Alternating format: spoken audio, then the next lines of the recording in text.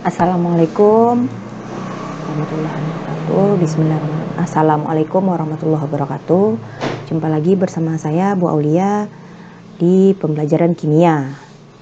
Oke, pada kali ini Ibu akan memberikan materi tentang penurunan tekanan uap larutan atau delta P pada submateri sifat koligatif larutan.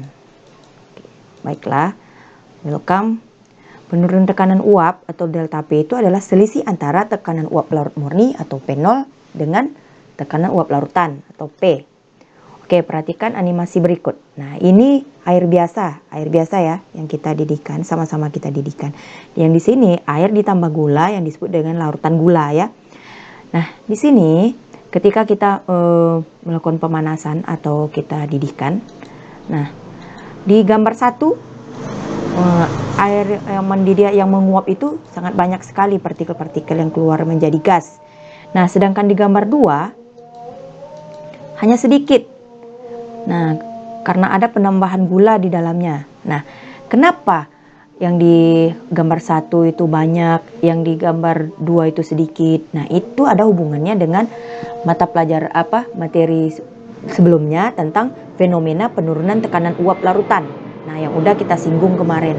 Nah, dari di dua gambar ini Ananda udah mengetahui bahwa tekanan uap larutan, tekanan uap air ini itu ditimbulkan dengan P0 dan tekanan uap larutan dengan P. Nah, di sini P0 itu lebih besar dari P.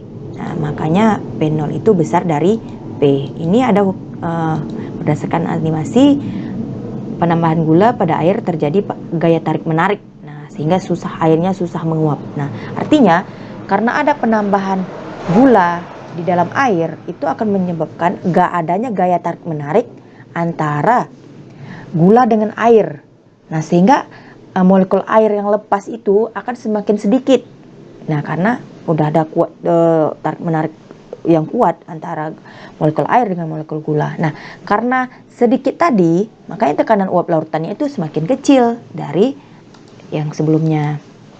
Nah, hukum Rolle itu mengatakan bahwa delta P itu P0 kurang P ya. Rolle mengatakan tekanan uap larutan itu sama dengan fraksi mol pelarutnya dikalikan dengan tekanan uap murni pelarutnya. Oke. Nah, dari rumus tersebut dapatlah P sama dengan P0 dikali XP, di mana XP itu fraksi mol yang udah kita bahas sebelumnya. Fraksi mol pelarut itu mol pelarut dibagi dengan mol total, kemudian ada delta P sama dengan P0 dikali XT. XT itu adalah fraksi mol zat terlarut, di mana rumusnya ada XT sama dengan mol terlarut dibagi dengan mol total. Nah, masuk ke contoh soal ya. Nah, di sini contoh soalnya tekanan uap murni pada air itu 30 derajat Celcius adalah 31,8 mmHg. Nah, fraksi mol airnya 0,6.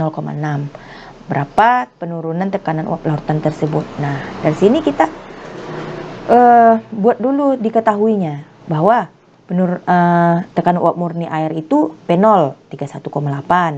Fraksi mol air. Nah, air itu pelarut atau terlarut. Nah, pelarut ya, berarti XP 0,6. Berapa delta P-nya? Apa rumus delta P tadi? Delta P itu P0 dikali XT. Nah, XT ini dari mana kita tahu? Nah, dari fraksi mol yang sebelumnya kita mengetahui bahwa XT sama tambah XP sama dengan 1. Berarti XT sama dengan 1 dikurang XP. Nah, XP tadi 0,6, masukkan sini. 1 dikurang 0,6, 0,4 dikali dengan tekanan uap air murninya 31,8. Hasilnya 12,72 mm Hg. Oke, di contoh soal kedua, sebanyak 6 gram urea MR60 dicampur dengan 27 gram air MR18. Tekanan uap airnya pada suhu 32 mm Hg, maka tekanan uap larutannya adalah, sama, harus buat dulu diketahuinya apa aja yang diketahui di sini. Nah, di sini diketahui tekanan uap air, berarti itu P0 32. Kemudian 6 gram urea itu apa? Masa urea 6 gram.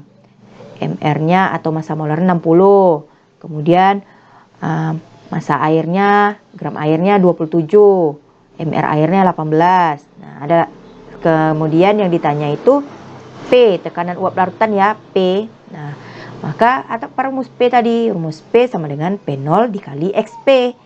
Nah, XP itu apa? Fraksi mol pelarut. Nah, di sini belum nampak berapa fraksi mol pelarutnya, harus dicari. Nah, di sini ada urea sebagai terlarut dan air sebagai pelarutnya. Nah, dicari masing-masing molnya. Di sini mol terlarut itu kan massa urea dibagi dengan massa molar urea, dapatlah 0,1. Kemudian mol pelarutnya massa dari air dibagi dengan massa molar air, dapatlah 1,5. Nah, ini kalau dijumlahkan ini jadi mol total. Nah, kalau untuk mencari fraksi mol pelarut aja, karena kan yang diminta cuma XP. Berarti mol pelarut dibagi dengan mol total. 1,5 dibagi dengan 0,1 tambah 1,5. Dikalikan dengan 32 mmHg. Itu tekanan uap murninya. Dapatlah hasilnya 30 mm raksa. Nah, dari slide yang udah Ibu jelaskan ini, semoga dapat memberikan pengarahan atau dapat menjawab soal-soal berikut ini ya, yang harus kamu jawab di LKPD. Nah, LKPD. Nah, semoga Ananda paham, semoga Ananda dalam keadaan sehat. Nah, terima kasih udah menonton video Ibu. Wassalamualaikum warahmatullahi wabarakatuh. Salam sehat.